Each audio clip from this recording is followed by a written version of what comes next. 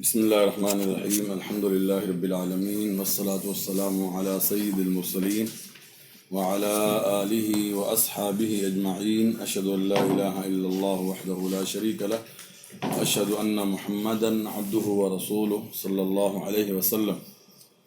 أما بعد، أعوذ بالله من الشيطان الرجيم. بسم الله الرحمن الرحيم. الحمد لله رب العالمين، الرحمن الرحيم، مالك يوم الدين، إياك نعبد وإياك نستعين، اهدنا الصراط المستقيم، صراط الذين أنعمت عليهم غير المغضوب عليهم ولا الضالين. آمين. سورۃ الفاتحہ، اس کی ہم نے پہلی کچھ آیتیں ہم نے پڑھ لی ہیں، اور آج ہم پڑھیں گے انشاءاللہ اہدنا الصراط المستقیم سے. پیچھے ہم نے اس بات کو آپ کے سامنے واضح کیا تھا کہ اس سورت کو بعض لوگوں نے تعلیم المسئلہ یا تعلیم السؤال کا نام بھی دیا ہے، کہ اس صورت کے ذریعے اللہ رب العالمین نے سوال کرنا، مانگنا، اللہ رب العالمین کے سامنے مسئلہ پیش کرنا، اس کی اللہ نے تعلیم دی ہے، طریقہ سکھایا ہے کہ آپ نے مانگنا کیسے ہے، دعا کیسے کرنی ہے، اس کے آداب کیا ہیں. اس صورت کا بعض علماء نے یہ نام بھی رکھا ہے، اور اس کی وجہ اس میں آنے والی آیات کی ترتیب ہے. سب سے پہلے اللہ کی حمد و ثنا کا تذکرہ ہے، اللہ رب العالمین کے الہ ہونے کا ذکر ہے. پھر اس کے بعد اس کی صفات الرحمن الرحیم کا تذکرہ ہے. پھر اس کا مالک یوم الدین، جزا سزا کا مالک، جزا سزا کے دن کا اختیار بھی اسی اللہ کے پاس ہے. یعنی آپ اللہ رب العالمین سے جب مانگنے لگیں تو جہاں سب سے پہلے اس کی تعریفیں کرنی ہیں، اس کی صفات اور اس کی خوبیوں کو کیا کرنا ہے، بیان کرنا ہے. اس کے ساتھ ساتھ اس کی عظمت، اس کی بڑائی کا تذکرہ بھی کرنا ہے، جو کہ مالک یوم الدین سے یہ بات سمجھ آ رہی ہے. اس کے بعد ایاک نعبد و ایاک نستعین کے ذریعے بتایا گیا کہ آپ نے دعا میں سب سے پہلے اپنے عقیدے کا بھی تذکرہ کرنا ہے کہ اللہ میں صرف آپ کی بندگی کرتا ہوں، میں عبادت میں توحید کا عقیدہ رکھتا ہوں، عبادت صرف اور صرف آپ کی کرتا ہوں، اور اپنے مسائل مسائل پریشانیوں میں مشکل کشا حاجت روا بھی صرف اور صرف آپ کو سمجھتا ہوں. یہ ایاک نعبد و ایاک نستعین کے ذریعے اس چیز کا سبق دیا گیا ہے کہ آدمی دعا میں اس کا ذکر کرے، اللہ ہر قسم کی عبادت تیرے لیے خاص ہے، بندگی صرف تیرے لیے خاص ہے، کہ ہر انسان تیری بندگی کرے، تیرے سامنے جھکے، تیرا ماتحت بن کر کے رہے، تیری باتوں کو ماننے والا ہو. اور پھر اس کے بعد اگر وہ مسائل پریشانی تکلیف بیماری میں گھر جائے اور اس کو مدد کی ضرورت ہو تو اس نے مدد کس سے مانگنی ہے؟ ایاک نستعین، اے اللہ صرف آپ سے مدد چاہتے ہیں، آپ سے ہی ہم اس بات کی امید رکھتے ہیں کہ آپ ہماری مدد فرمائیں گے اور ہمارے مسائل کو حل کریں گے. تو ایاک نعبد و ایاک نستعین کے ذریعے اس طرف اشارہ کر دیا گیا کہ دعا میں بندے کو اپنے عقیدے کا اور صرف اللہ کے ساتھ تعلق کا کیا کرنا چاہیے، تذکرہ کرنا چاہیے. اب یہ دعا کے شروع میں ان چیزوں کا لحاظ رکھنا چاہیے. اور اب اس کے بعد دعا ہے، فرمایا اہدنا الصراط المستقیم. یہ دعا ہے، اہدنا راہنمائی فرما ہماری، اے اللہ، الصراط راستے کی، المستقیم جو سیدھا ہے، سیدھے راستے کی راہنمائی ہماری فرما. یہ اس لفظ کا معنی، اس آیت کا معنی اہدنا، راہنمائی فرما ہماری، الصراط المستقیم، سیدھے راستے کی طرف. سیدھا راہ جو ہے اس کی طرف جانے کی اے اللہ تو ہماری راہنمائی فرما. اس آیت کے ذریعے ہمیں یہ بتایا گیا ہے کہ جب آپ نے دعا کرنی ہے تو دعا میں سب سے اہم چیز کیا ہے؟ ہدایت کا سوال، کہ اللہ کی طرف سے راہنمائی حاصل ہو، اللہ رب العالمین کی طرف سے صحیح عقیدہ عطا ہو، اللہ رب العالمین کی طرف سے ہمیں سنت پر زندگی گزارنے کی توفیق یہ مل جائے. تو دعا کے اندر جہاں آپ اپنی ضروریات، اپنے مسائل اللہ رب العالمین کے سامنے پیش کرتے ہیں اور باقی معاملات کا تذکرہ کرتے ہیں، وہیں پر اس کے ساتھ ساتھ آپ سب سے اہم چیز کیا ہے؟ سیدھے راستے کا سوال کرنا، صحیح عمل کا سوال کرنا، اور صراط مستقیم کا کیا کرنا؟ سوال کرنا۔ یہاں پر اہدنا کی وضاحت الگ سے ہے، الصراط المستقیم کی وضاحت الگ سے ہے۔ اہدنا کا معنی ہے ہمیں ہدایت دے، ہماری رہنمائی فرما۔ ہدایت دو طرح کی ہوتی ہے، ہدایت دو طرح کی ہے، ایک کو کہتے ہیں ہدایت الارشاد اور دوسری ہے ہدایت توفیق۔ ہدایت الارشاد کیا ہوتی ہے؟ اللہ رب العالمین سے راہنمائی، کہ اللہ راستہ ہمیں دکھا، یہ ہدایت ارشاد ہے کہ کسی کی رہنمائی کرنا، کسی بھی معاملے میں رہنمائی کرنا، اس کو کیا کہتے ہیں؟ ہدایت ارشاد۔ اور یہ ہدایت ارشاد اللہ رب العالمین کے ساتھ خاص نہیں ہے، اس میں اس کی مخلوق بھی کیا ہے؟ شامل ہے۔ راستہ دکھانے کے معاملے میں، راستہ سجھانے کے بارے میں، راستہ واضح کرنے کے معاملے میں انسان بھی، اللہ کے انبیاء بھی، اور نبی کریم صلی اللہ علیہ وسلم کے پیروکار امت کے علماء بھی اس وصف میں ہدایت ارشاد کے اندر کیا ہیں؟ شامل ہیں، کیونکہ اس کا معنی صرف راستہ بتانا ہے، راستہ دکھانا ہے، راستہ سجھانا ہے، راستہ واضح کرنا ہے۔ اس لیے اللہ رب العالمین نے قرآن مجید میں نبی کریم صلی اللہ علیہ وسلم کے حوالے سے فرمایا وَإِنَّكَ لَتَهْدِي إِلَى صِرَاطٍ مستقیم، وَإِنَّكَ لَتَهْدِي، اور بے شک آپ اے محمد صلی اللہ علیہ وسلم لَتَهْدِي، البتہ راہنمائی کرتے ہیں، راستہ دکھاتے ہیں۔ کون سا؟ صراط مستقیم۔ صراط مستقیم کا راستہ آپ لوگوں کو دکھاتے ہیں، ان کو بتاتے ہیں کہ ایک اللہ کی بندگی کرو، اس کے ساتھ کسی کو شریک نہ کرو، حلال کھاؤ، حرام سے بچو، سود سے بچو، فراڈ سے بچو، کم ماپنے تولنے سے بچو۔ اس کے علاوہ جو باقی اخلاقی خرابی ہیں اس کے بارے میں آپ رہنمائی کرتے ہیں کہ ان سے بچو۔ جو صفات حمیدہ ہیں، اچھی خصال، اچھی عادات ہیں، آپ اس کے بارے میں لوگوں کی رہنمائی کرتے ہیں، ان کو بتاتے ہیں۔ اس لحاظ سے اس ہدایت میں، جس کو ہم ہدایت ارشاد کہتے ہیں، اس میں اللہ کے انبیاء بھی کیا ہیں؟ شامل ہیں، اور اللہ کے انبیاء کے جو ورثاء ہیں، علماء، وہ بھی اس میں کیا ہے؟ شامل ہے، کیونکہ وہ بھی رہنمائی کرتے ہیں، وہ بھی لوگوں کو بتاتے ہیں بھائی عقیدہ یہ ہے، عمل یہ ہے، سنت یہ ہے، بدعت یہ ہے، توحید یہ ہے، شرک یہ ہے، حلال حرام یہ ہے، اور اخلاق کی باتیں یہ ہیں، اور ہمیں یہ کام کرنا چاہیے۔ وہ لوگوں کو تبلیغ کرتے ہیں، دعوت دیتے ہیں، تو وہ بھی کیا کر رہے ہیں؟ ہدایت۔ لیکن ہدایت کون سی ہے؟ ہدایت ارشاد۔ دوسری ہدایت ہے ہدایت توفیق۔ یہ ہدایت توفیق کیا ہوتی ہے؟ یہ ایسی ہدایت، ایسے اسباب کا پیدا کیا جانا جس کے ذریعے انسان کا دل مڑ جائے اور وہ اس صحیح راستے پہ چلنے لگے، صحیح راستے پہ چلنے لگے۔ دلوں کے اندر فکر کا پیدا کر دیا جانا، دلوں کے اندر محبت کا پیدا کر دیا جانا، دلوں کے اندر شوق کا پیدا کر دیا جانا، ایسے اسباب کا مہیا کر دیا جانا جس کی وجہ سے انسان صحیح راستے پہ چلنے والا بن جائے۔ اس ہدایت کو کہتے ہیں ہدایت توفیق۔ اس کو کیا کہتے ہیں؟ ہدایت توفیق۔ اور جو ہدایت توفیق ہے وہ اللہ کے ساتھ خاص ہے، وہ اللہ کے علاوہ کسی کے اختیار میں بھی نہیں ہے۔ جو ہم خطبے میں سنتے ہیں کہ جس کو آپ اے اللہ ہدایت دیں وہی ہدایت پر ہے، اور جس کو آپ ہدایت نہ دیں وہ ہدایت پر نہیں ہے۔ وہ ہدایت کون سی ہے؟ ہدایت توفیق ہے، اور ہدایت توفیق اللہ کے ساتھ خاص ہے، اس کا اختیار نبیوں کو بھی نہیں ہے، اس کا اختیار نبیوں کو بھی نہیں ہے۔ اس کی آپ دلیل کیا ہے؟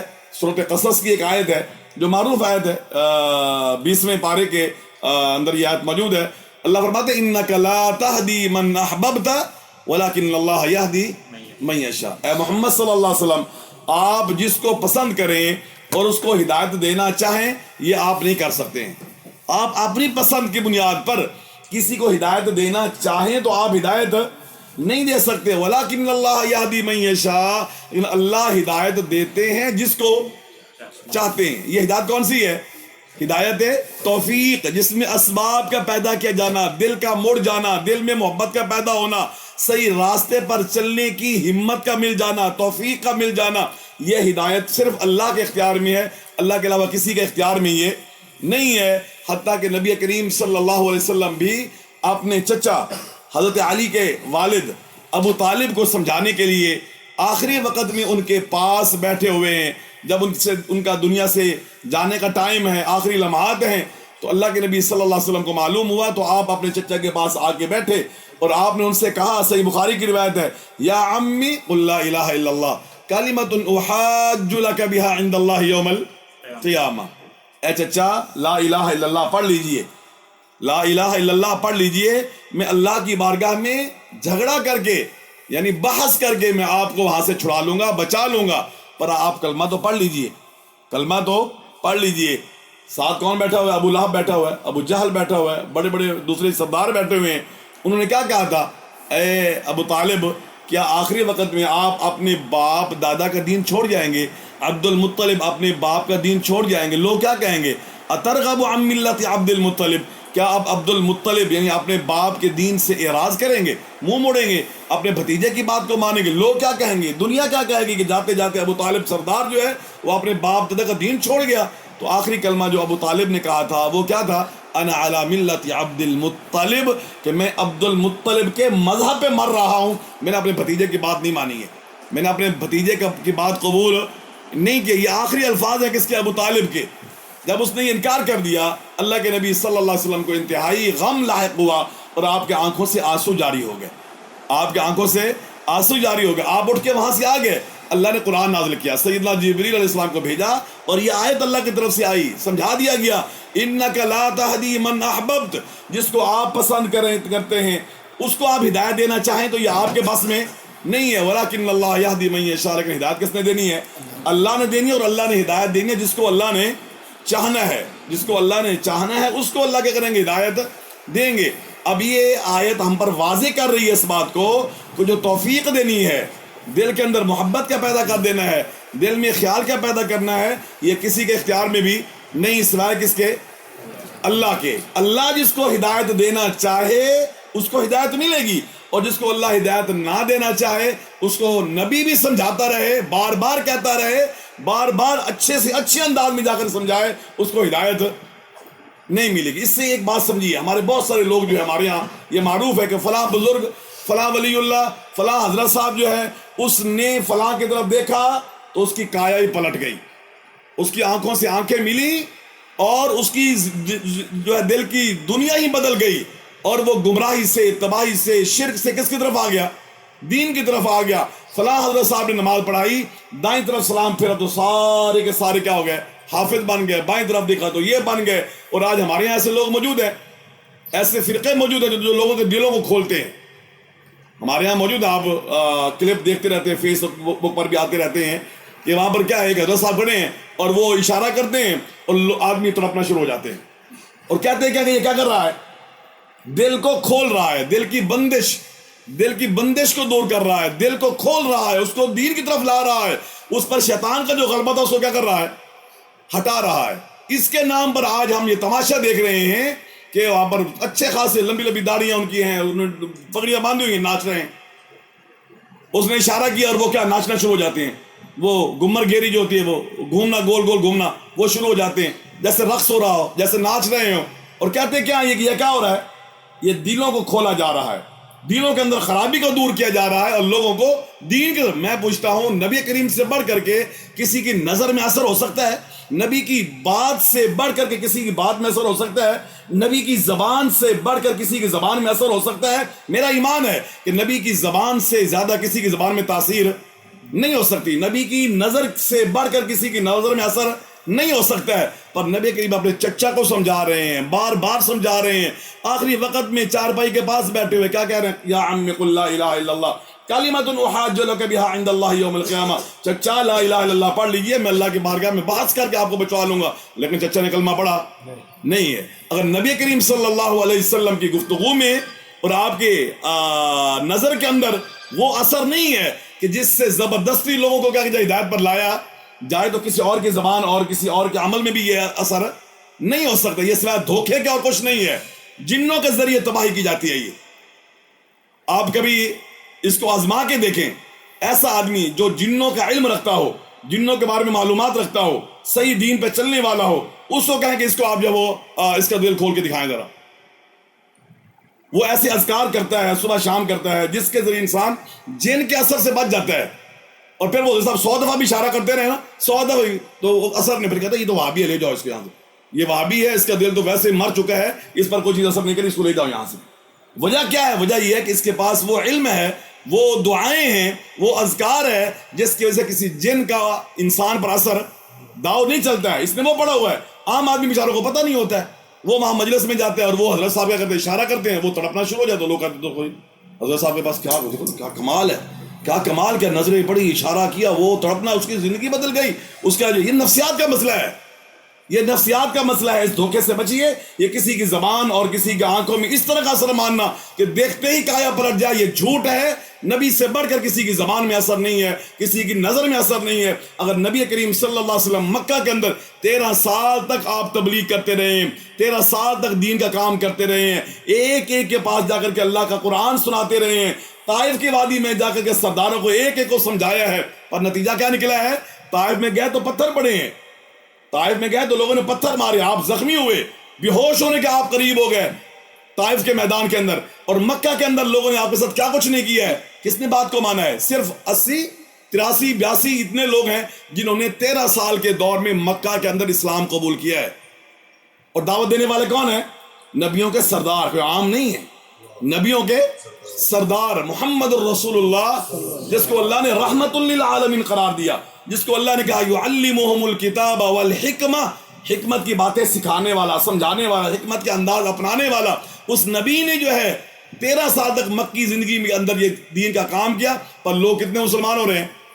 80 82 83 لوگ مسلمان ہو رہے ہیں، طائف میں جاتے ہیں پتھر پاٹ رہے ہیں، کوئی بات ماننے کے لیے تیار نہیں۔ اور آج تماشا لگا ہوا ہے کہ نظر پڑی اور نظروں سے نظریں ملی، کایا پلٹ گئی، زندگی بدل گئی، یہ ہو گیا وہ ہو گیا، کوئی ایسا اختیار کسی کے پاس نہیں ہے۔ اللہ قرآن میں فرماتے ہیں انک لا تہدی من احببت ولکن اللہ یہدی من یشاء، اے محمد صلی اللہ علیہ وسلم، جس کو آپ پسند کرتے ہوئے ہدایت پہ لانا چاہیں نا، وہ آپ کے اختیار میں نہیں ہے، آپ ہدایت نہیں دے سکتے۔ ولکن اللہ یہدی من یشاء، ہدایت کس نے دینی ہے؟ اللہ نے دینی ہے، اللہ کے علاوہ کوئی ہدایت دے، اور اللہ کس کو ہدایت دیتے ہیں؟ جو ہدایت لینا چاہتا ہے، جس میں تڑپ ہے، جس میں توجہ ہے، جس میں رجوع اللہ ہے، جس میں اخلاص ہے، جو چاہتا ہے کہ مجھے حق مل جائے، نیوٹرل ذہن کے ساتھ بات کو سننے والا، سمجھنے والا اور دلائل پر غور کرنا، اس کو ہدایت مل جاتی ہے۔ جو پہلے سے یہ جو ہے وہ نتیجہ نکال کے بیٹھا ہو کہ میں جہاں پر ہوں بس ٹھیک ہے، اس میں تبدیلی نہیں آئے گی، میرے باپ دادا کا دین کیا ہے بالکل پرفیکٹ ہے، میاں بالمیاں 100% درست ہے، اس میں خرابی کا کوئی امکان نہیں ہے، اب آپ اس کو قرآن سنائیں، حدیث سنائیں، جو مرضی اس نے نہیں بدلنا۔ کیوں نہیں بدلنا؟ اس لیے کہ وہ بدلنا چاہتا نہیں، اور جو بدلنا چاہتا نہیں، اللہ اس زبردستی کسی کو بدلتے نہیں ہے۔ یہدی الیہ من اناب، اللہ اسی کو ہدایت دیتے ہیں، اللہ اسی کو راہ راست پر آنے کی توفیق دیتے ہیں جو صحیح راستے پہ آنا چاہتا ہے، جو اللہ کی طرف رجوع کرتا ہے نا، اللہ اس کو ہدایت دیتے ہیں، اور جو آنا نہیں چاہتا زبردستی اللہ رب العالمین کسی کو ہدایت۔ آپ صحابہ کی زندگی پڑھ کے دیکھیے، صحابہ کی زندگی پڑھ کے دیکھیے، بلال حبشی تو مسلمان ہو رہے ہیں، صہیب رومی تو مسلمان ہو رہے ہیں، عمار اور سمیہ تو مسلمان ہو رہی ہیں، اور سلمان فارسی اصفہان سے، ایران سے چلا، اور راستے میں بکتا بکاتا، لوگوں کے ہاں فروخت ہوتا، غلامی کی زندگی گزارتا ہوا مدینے پہنچتا ہے۔ وہ گھر سے نکلا تھا صحیح راستے کو پانے کے لیے، صحیح دین کو پانے کے لیے، پہلے مجوسی ہے، پھر یہودی بنا، پھر عیسائی بنا، پھر بکتا بکاتا مدینہ میں آیا، اور چاہتا کیا کہ مجھے حق مل جائے۔ جب مدینہ میں آئے اور نبی کریم بعد میں ہجرت کر کے آئے، بات آپ ان تک پہنچی، اور وہ سمجھ گیا کہ یہ واقعی کیا ہے۔ اللہ کے نبی کو کہ ایک یہودی عالم نے نبی کریم صلی اللہ علیہ وسلم کے وہ اوصاف بتائے تھے جو تورات کے اندر کیا ہیں، موجود ہیں، اس نے آزمایا، دیکھا واقعی اوصاف اس میں ہیں، اس شخصیت میں کہ نہیں، آپ کے اندر وہ اوصاف موجود ہیں، نتیجے کے طور پر کیا ہو گیا؟ وہ مسلمان کہاں سے نکلے ہیں؟ اصفہان ایران سے نکلے، شام گئے، حمص گئے، مختلف عموریہ گئے، وہاں سے بکتے بکاتے، اس نے ادھر بیچ دیا، اس نے ادھر بیچ دیا، اس نے ادھر بھیج دیا، اس نے ادھر بھیج دیا، یہ جاتے جاتے جاتے بالآخر کہاں پہنچے؟ مدینہ پہنچے، اور اللہ نے حق دے دیا، کیونکہ اللہ کا یہ اصول ہے یہدی الیہ من اناب، جو لینا چاہتا ہے، جو رجوع کرتا ہے، اللہ رب العالمین اس کو کیا کرتے ہیں؟ ہدایت سے نواز۔ اس لیے میرے بھائی، جب بھی آپ دین کی بات سنیں نا، یہ پہلے سے فیصلہ کر کے نہ بیٹھیں کہ میں نے اپنا کو نہیں بدلنا، میں تو ٹھیک ہوں، میں تو کیا ہوں، صحیح ہوں، نہیں، بلکہ ذہن یہ بنا کے بیٹھیں کہ قرآن اور حدیث، اللہ کا فرمان اور نبی کریم صلی اللہ علیہ وسلم کی سنت میں سے جس کی بات ہمیں ملے اور اس کے مناسب مطابق بات ہو، ہم اس کو کیا کریں گے؟ مانیں گے۔ جس کی بات قرآن و حدیث کے مطابق ہو اس کو قبول کریں گے، جس کی بات قرآن و حدیث کے مطابق نہیں، اس کو کیا کر دیں گے؟ چھوڑ دیں گے. یہ سوچ لے کہ آپ بیٹھیں گے تو ہدایت ملے گی. ہدایت ملے گی کیونکہ اللہ نے ہدایت دینی ہے. اللہ نے فرمایا جو رجوع کرے گا, جو چاہتا اس کو ہدایت ملے گی. اور جو کہے کہ نہیں میں تو ہوں بریلوی, میں نے تو ایسے ہی رہنا ہے, میں تو وہابی, میں تو یہیں پر ہی رہنا ہے, میں نے کسی کی بات پہ توجہ نہیں دینی, میں ہوں حنفی, میں تو حنفی ہی رہوں گا, میں نے اس کو نہیں چھوڑنا ہے, تو پھر آپ کسی بھی مجلس میں بیٹھ جائیں کوئی بات آپ پر اثر نہیں کرے گی. کیوں نہیں کرے گی؟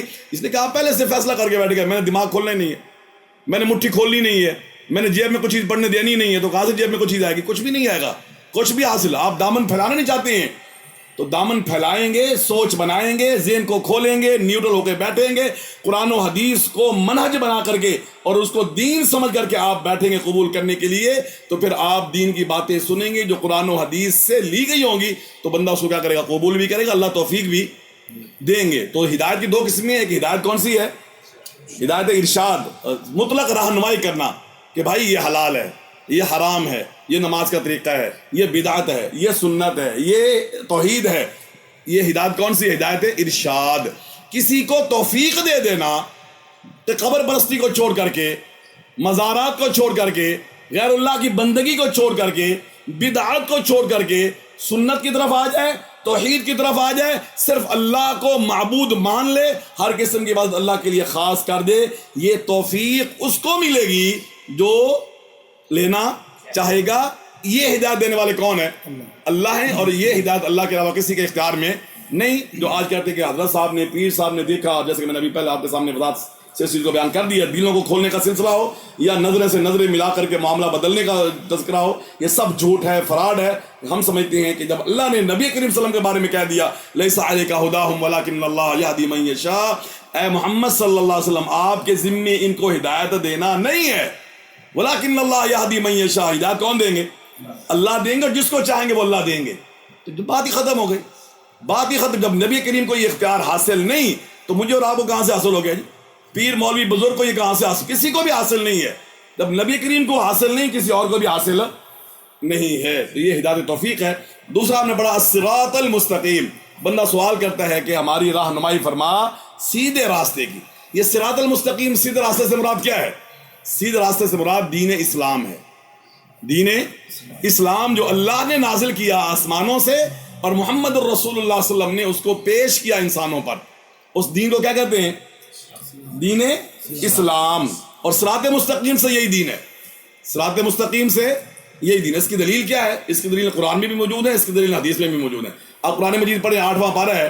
الہ العالمین نے قل تعالوا اتل ما حرم ربکم علیکم اللہ تشرکوا به شیئا وبالوالدین احسانا ولا تقتلوا اولادکم من املاق نحن نرزقکم وایاہم. یہ آپ پڑھیں 8ویں پارے کی آیتیں. اللہ نے بہت ساری باتیں بیان کرنے کے بعد آخر میں فرمایا وَأَنَّ هَذَا صِرَاطِي مُسْتَقِيمًا فَاتَّبِعُوهُ, لوگو یہ میرا سیدھا راستہ ہے, اس کی پیروی کرو.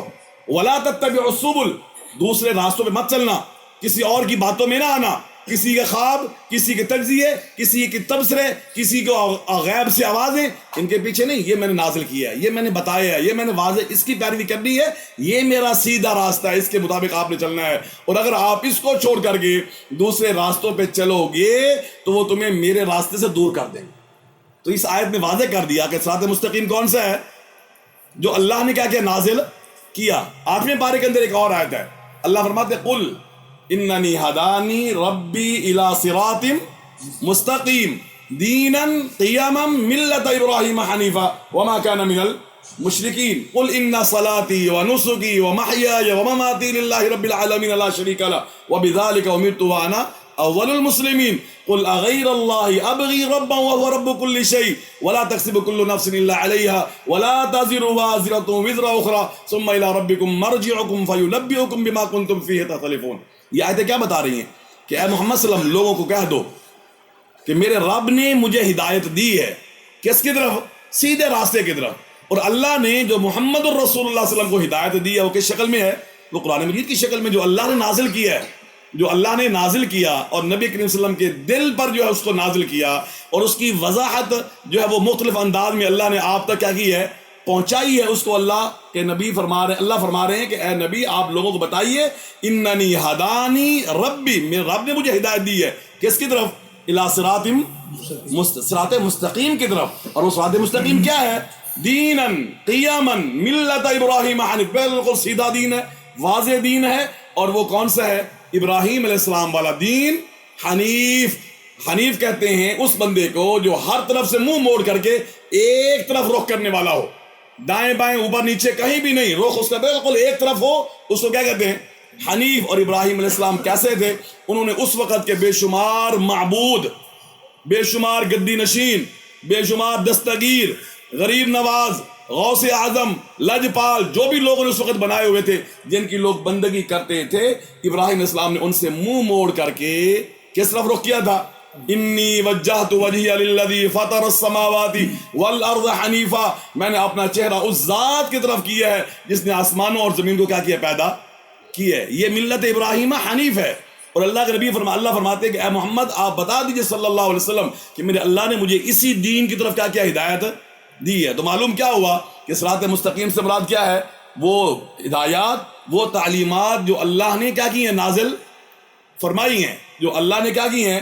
نہ آج ہم دین کے نام پر شرک کر رہے ہیں، دین کے نام پر قبر پرستی ہو رہی ہے، دین کے نام پر جانور پرستی ہو رہی ہے، دین کے نام پر مزارات کو پوجا جا رہا ہے، دین کے نام پر درختوں کے ساتھ دھاگے باندھ کر کے اپنی منتیں مانی اور پوری کی جا رہی ہیں، دین کے نام پر پتہ نہیں کیا کچھ ہو رہا ہے۔ یہ دین نہیں ہے، دین وہ ہے جو اللہ نے نازل کیا، اور جو اللہ نے نازل کیا ہے اس میں اللہ نے یہ بتایا اللہم مالک الملک تؤتی الملک من تشاء وتنزع الملک ممن تشاء وتعز من تشاء وتذل من تشاء بیدک الخیر انک علی کل شیء قدیر۔ اللہ تو مالک الملک ہے، پوری دنیا کا مالک تو ہے، کوئی داتا اور نہیں، کوئی غریب نواز نہیں، کوئی لجپال نہیں، کوئی دستگیر نہیں۔ مالک الملک کون ہے؟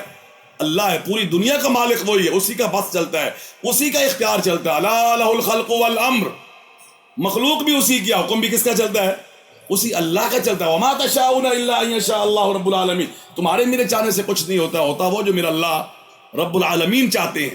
جو اللہ رب العالمین چاہتے ہیں نا وہ ہوتا ہے، تیرے اور میرے چاہنے سے کچھ ہوتا نہیں ہے۔ یہ وہ دین ہے جو اللہ رب العالمین نے نازل فرمایا ہے، جو اللہ نے نازل کیا ہے۔ ہمیں اس دین کو قبول کرنا چاہیے، اس دین کو لینا چاہیے۔ غیر اللہ کی بندگی، عبادت اور ان سے امیدیں لگانا اور یہ سمجھنا یہ بھی مشکل کشا، وہ بھی حاجت روا، یہ بیڑی بنانے والا، وہ غریب نواز، اس کے پاس بھی اختیار، اس کے پاس بھی اختیار، یہ کر سکتا ہے، وہ کر سکتا ہے، میرے مسئلے کو یہ حل کر سکتا ہے۔ نہیں میرے بھائی، کوئی حل کرنے والا نہیں ہے، ایک اللہ کی ذات ہے۔ یہ ہمیں سمجھائے گا ایاک نعبد و ایاک نستعین کی پچھلی آیت جو ہم نے پڑھی اس میں یہ بات بتائی گئی کہ اللہ کی بندگی ہے اور اللہ سے مانگنا ہے، اللہ کی بندگی اور اللہ سے کیا کرنا ہے؟ مانگنا ہے۔ کسی اور کی بندگی بھی نہیں، کسی اور کے چڑھاوے بھی نہیں، نذرانے بھی نہیں، اور دیگے بھی نہیں، کچھ بھی نہیں، اور مدد بھی اسی اللہ سے مانگنی ہے، کسی اور سے نہیں مانگنی ہے۔ یہ صراط مستقیم ہے جو اللہ نے نازل کیا ہے۔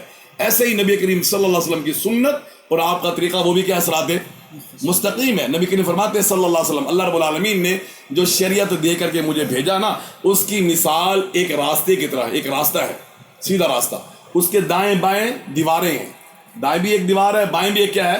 دیوار، لمبی دیوار ہے اس راستے کے ساتھ ساتھ جو ہے، اور اس دیوار کے اندر دروازے ہیں، دائیں بھی اور بائیں بھی، اور ان دروازوں کے اوپر پردے لٹکے ہوئے ہیں، ان دیواروں کے اوپر پردے لٹکے ہوئے ہیں، اور اس راستے کے شروع میں ایک بندہ کھڑا ہوا ہے اور وہ پکار رہا ہے کہ آؤ سیدھے راستے کی طرف آؤ، سیدھے راستے کی طرف آؤ۔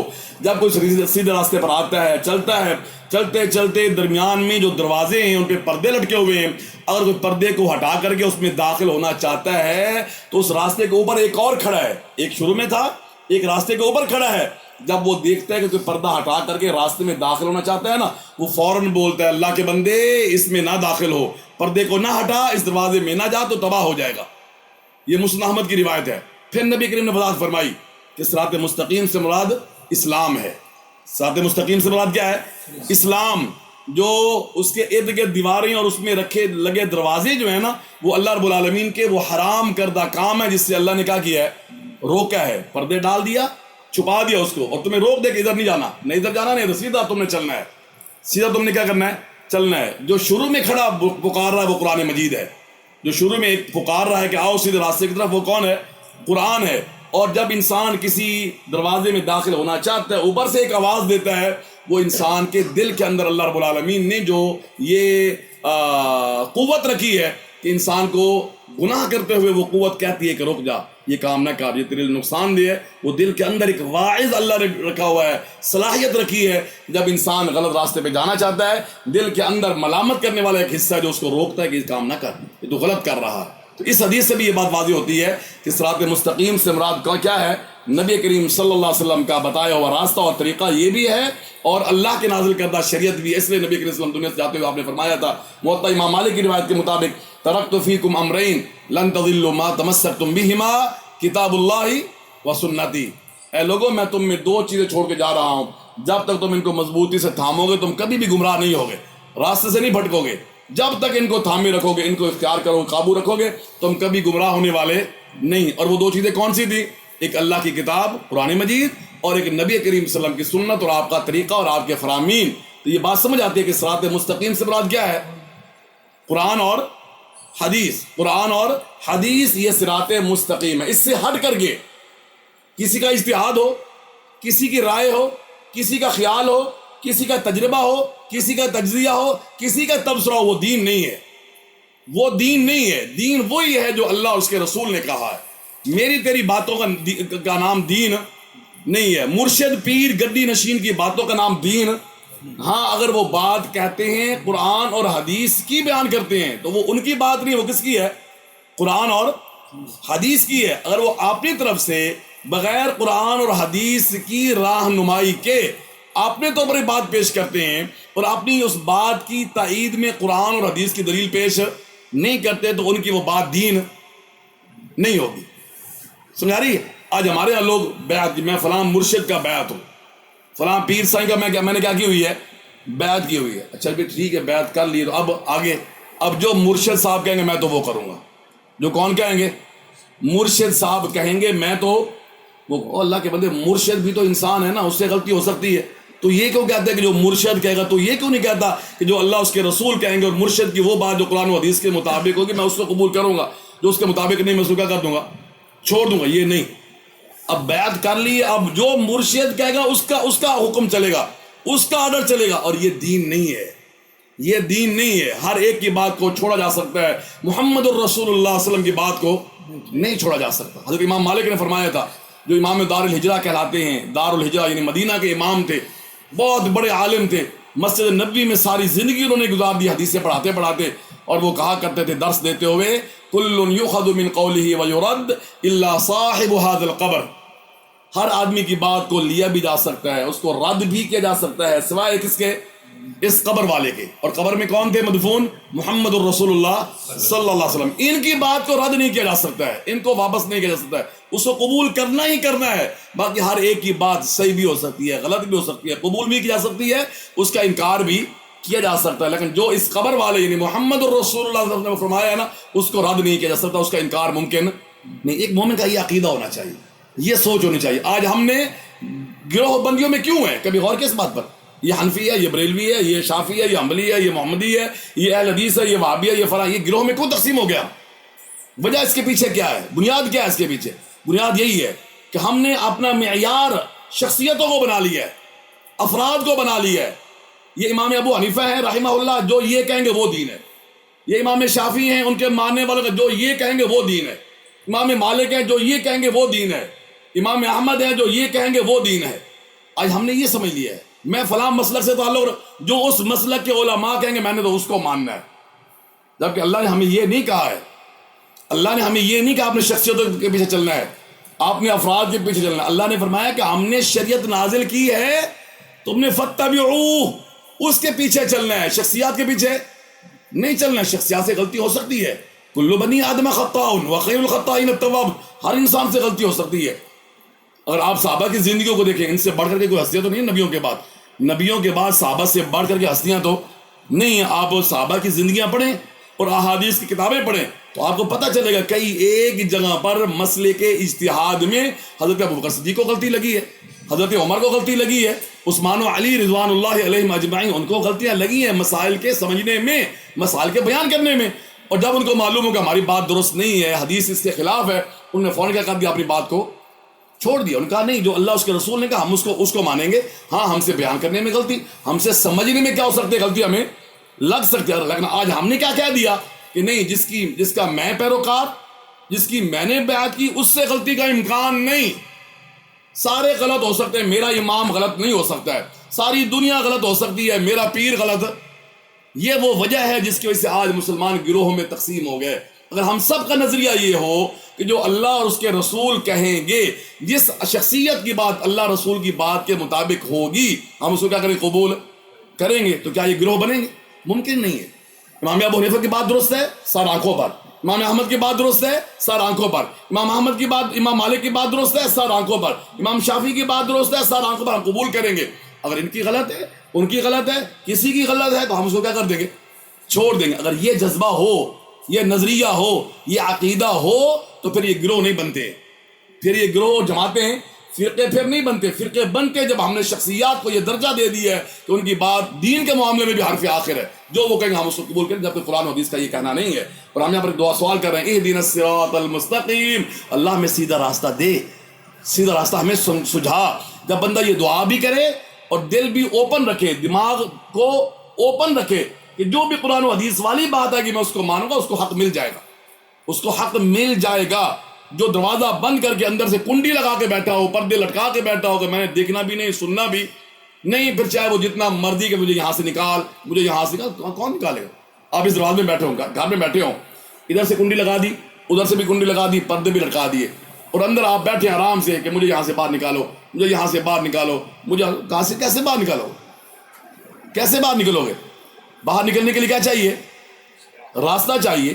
راستہ آپ کے سامنے موجود ہے، آپ تو اس کو دیکھنے کے لیے تیار نہیں ہیں، آپ تو اس کو اپنانے کے لیے تیار نہیں ہیں. آپ کے سامنے کنڈی لگے، اس کو کھولو، باہر نکلو. باہر نکلنے کے لیے آپ تیار نہیں، اور کہتے ہیں کہ مجھے کیا کرو؟ باہر نکلو. کیسے باہر نکلو گے؟ بیائی اسی طریقے سے ہم یہ دعا کرتے رہیں، اہدنا الصراط المستقیم، اہدنا الصراط المستقیم، اہدنا الصراط المستقیم کہتے رہیں، پر جب تک آپ نے دل کا دروازہ نہیں کھولیں گے، دماغ کا دروازہ نہیں کھولیں گے، حق کو آنے کا راستہ نہیں دیں گے، اس وقت تک کوئی بات بننے والی نہیں ہے. الہ العالمین نے یہ فرمایا ہے، ہم زبردستی کسی کو ہدایت نہیں دیتے ہیں. وَلَوْ شَاءَ اللَّهُ لَهَدَاهُمْ أَجْمَعِينَ. اللہ قرآن میں فرماتے ہیں اگر ہم چاہتے نا، ہم پوری دنیا کو ہدایت دے دیتے، سب سارے کے سارے ہدایت پر. اگر ہم چاہتے تو ایسا ہو جاتا، لیکن ہم نے ایسا کیا نہیں ہے. کیوں؟ کیونکہ ہم نے اس دنیا کو بنایا آزمائش کے لیے، اور آزمائش میں اختیار ہوتا ہے، زبردستی نہیں ہوتی. اگر زبردستی کر دی جائے، قبولیت پر مجبور کر دیا جائے، تو پھر وہ امتحان نہیں رہتا ہے.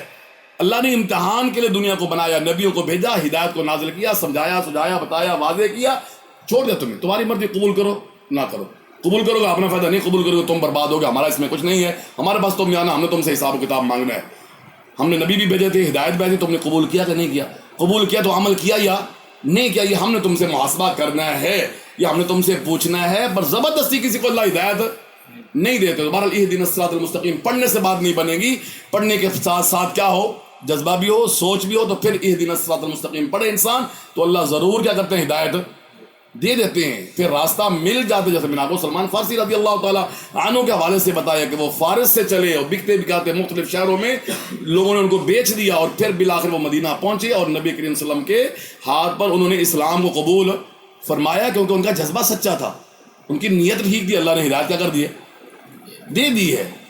تو اس لیے ایک تو یہ بات. دوسری بات یہ ہے، کئی لوگ کہتے ہیں کہ ہم تو پہلے ہی ہدایت پر ہیں، تو پھر ہمیں ہدایت کی ضرورت نہیں ہے.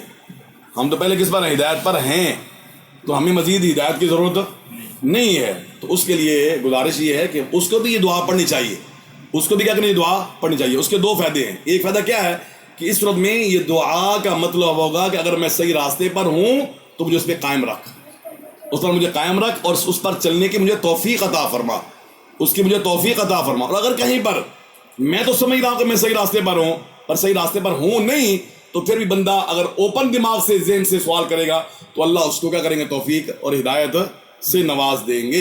اللہ اس کو ہدایت دے دیں گے. انسان ویسے بھی اپنی دنیا کے اندر رہتے ہوئے بہت سارے معاملات کے اندر اللہ کی ہدایت کا متلاشی رہتا ہے. اس لیے یہ سمجھ لینا کہ میں ہدایت پر ہوں اور مجھے مزید ہدایت کی ضرورت نہیں ہے، یہ بات درست نہیں ہے، یہ بات درست نہیں ہے. اللہ رب العالمین سے یہ سوال کرتے رہنا چاہیے، اللہ رب العالمین سے یہ دعا کرتے رہنا چاہیے، اور اللہ سے یہ مانگتے رہنا چاہیے کہ اللہ رب العالمین ہم سب کو ہدایت سے نوازے. یہ اہدنا الصراط المستقیم کی کچھ وضاحت ہے. انشاءاللہ اگلے درس میں ہم صراط الذین انعمت علیہم غیر المغضوب علیہم ولا الضالین کے حوالے سے ہم دیکھیں گے جو باتیں ہم نے آپ کے سامنے بیان کی ہیں. اللہ ہم سب کو اس پر عمل کرنے کی توفیق عطا فرمائے.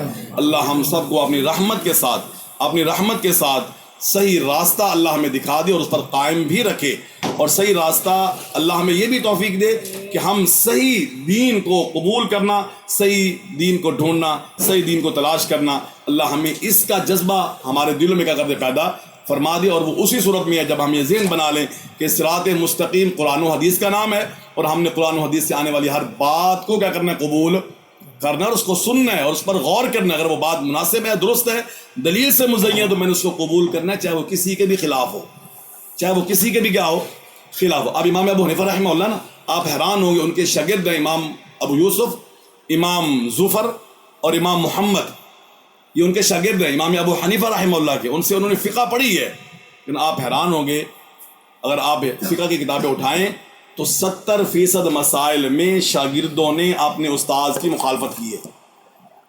70% مسائل میں شاگردوں نے اپنے استاذ کے مسائل کی کیا کی ہے, کیا مطلب کہ امام صاحب کی یہ بات درست نہیں ہے, یہ ان امام صاحب نے, ہمارے استاد نے یہ مسئلہ تو بیان کیا ہے, اس طرح بیان کیا ہے, پر ہم اس سے اتفاق نہیں کرتے, ہمیں یہ بات مناسب نہیں لگتی ہے, صحیح بات یہ نہیں, صحیح اس طرح ہے, صحیح یہ نہیں, صحیح اس طرح ہے, صحیح یہ نہیں, صحیح. سب سے زیادہ استاد سے محبت کرنے والا کون ہوتا ہے, اس کا شاگرد ہوتا ہے.